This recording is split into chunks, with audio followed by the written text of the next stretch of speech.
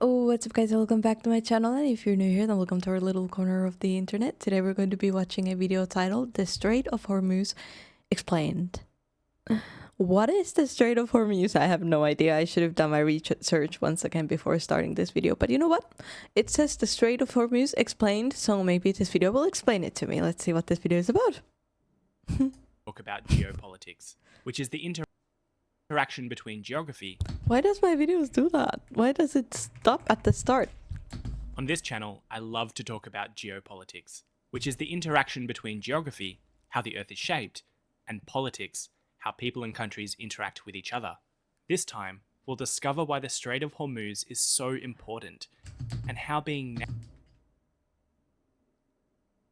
Oh, of course I know what the Strait of Hormuz is. Why did I say that I didn't know? I don't know why, but it didn't click to me. It didn't click in my brain. That's so embarrassing. Again, should I leave that in? Should I start this again? Nah. You know what? We'll just leave it in. I'll just leave it in. Let's be real. I didn't know what the Strait of Hormuz was by the name, but now I do. This is the little way, the little waterway where all the oil comes from Iran. Very, very important for economy in general. And I think Dubai must be somewhere over here. Just by the way.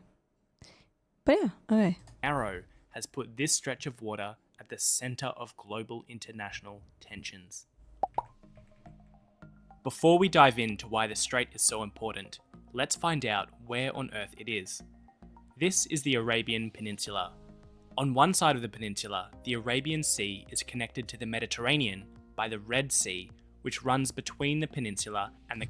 Is it connected? Oh, it is connected. I thought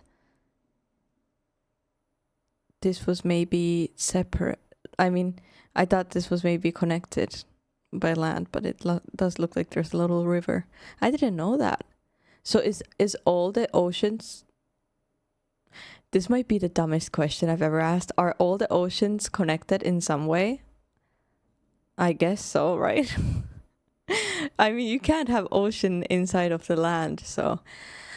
Right, okay. I should probably be quiet. Continent of Africa and joins the Mediterranean Sea here through the Suez Canal. On the other side of the peninsula, the Arabian Sea runs into the Gulf of Oman, which is connected to the Persian Gulf.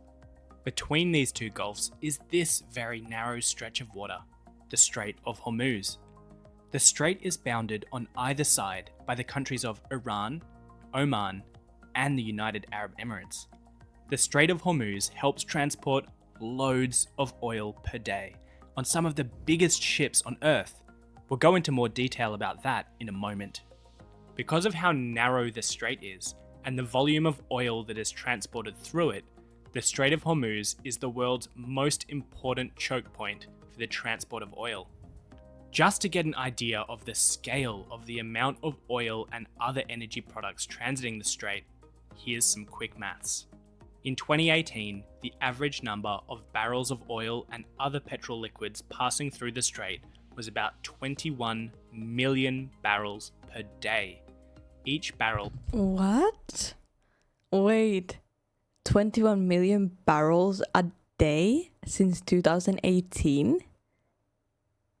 Boy, how are we now running out? Where does the oil come from? How? What? Does it is the oil something that we can run out of? That's crazy. That is crazy. That's a wild amount. A day. Is about 159 litres, which equates to a total of over 3 billion litres, or more than 1,300 Olympic swimming pools of liquid per day. This is about 21% of the entire world's daily petrol consumption. 1/3 of all of the sea transited oil... Where does the rest go? ...oil on Earth travels through the strait, as well as 1/4 of all of the traded natural gas. The Strait of Hormuz is only about 39 kilometers wide at its narrowest point. Because of this, ships transiting the strait must stick to strict shipping lanes. Despite its narrow width, the Strait of Hormuz is deep enough to accommodate the largest ships on Earth, the epically named Very Large and Ultra Large crude carriers. Large ships exiting Are they actually named Very Large and Ultra the Large? Persian Gulf via the Strait of Hormuz have to participate in a carefully choreographed dance. The first shipping lane starts in the territorial waters of Iran. It then passes between 3 islands, which are currently administered by Iran but claimed by the UAE. Next, our supertanker must pass into Omani territorial waters to transit the narrowest shipping lanes in the narrowest part of the strait. Once through the strait, there are more shipping lanes in the Gulf of Oman that can take ships back into Iranian territorial waters. We've talked about how the Persian Gulf is connected to the Mediterranean Sea via the Strait of Hormuz, but actually in 2018, about 76% of the crude oil transmitted through the strait headed the other direction, to Asia, and most of that went to only 5 countries: China, India, Japan, Singapore, and South Korea. To get to the large markets in East Asia, oil tankers usually have to traverse another oil choke point, the Strait of Malacca, which we might talk about in another video. So the Strait of Hormuz is narrow, so narrow that it falls within the territorial waters of the boundary countries. This means that any incidents within the strait have the potential to shut down transit, or at worst, to spark conflict between countries. Just a few months before the release of this video, there were attacks on ships in the Gulf of Oman, near to the opening of the Strait of Hormuz. Incidents like these threaten the stability of the strait and increase tensions between boundary countries. Now we know just how important the Strait of Hormuz is to global oil trade, we can imagine just how damaging any disruption to the flow of oil through the strait would be to countries reliant on receiving the oil and on those countries reliant on the income from selling oil. So aside from the oil buying countries trying to reduce their reliance on foreign oil, what else have the oil producing countries done to try and mitigate any threats to the stability of the Strait of Hormuz as a I'm so confused though. It's such a large quantity of oil. How is that possible? Like, does it never end? And are there other massive oil points, or are there points that we might have not maybe discovered yet where we could get oil? shipping route?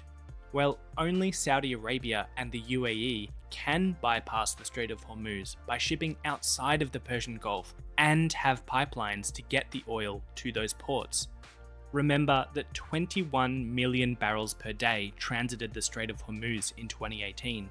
Saudi Arabia has the East-West pipeline that can transport up to 5 million barrels per day to its port on the Red Sea. Although in 2018, this pipeline was only used to transport 2 million barrels per day. It also has a natural gas pipeline, which can transport the equivalent of 300,000 barrels per day. The UAE has the Abu Dhabi crude oil pipeline to transport oil directly to the Gulf of Oman, which can pump up to 1.5 million barrels per day, but was only used for 600,000 barrels per day last year. Other pipelines exist, but most are relatively small and cross international boundaries, so have fallen into disuse due to the recent conflict or political disagreements between countries. So what does the future hold for the Strait of Hormuz? Well, that's a very tricky question, and one that I probably can't answer. As we've discovered, the importance of the strait is amplified by the geography of the region, including a lack of viable alternate shipping routes. But it's also important to acknowledge that the strait is fully integrated into the territorial waters of various countries, meaning that the politics of the region affects the stability of the strait as a shipping route. The Strait of Hormuz will likely continue to be one of the most important shipping routes in the world, especially if the global hunger for oil continues. So what I got from that is that we need it. Well, we don't need it, but we need it. So and this is why also the oil prices are obviously going up right now, because they can't bring as much oil as before. But yeah, that was interesting. That was interesting. I hope you guys found that informative. Thank you for joining me for this video. Please do like, subscribe if you haven't yet, and I'll see you guys in the next video.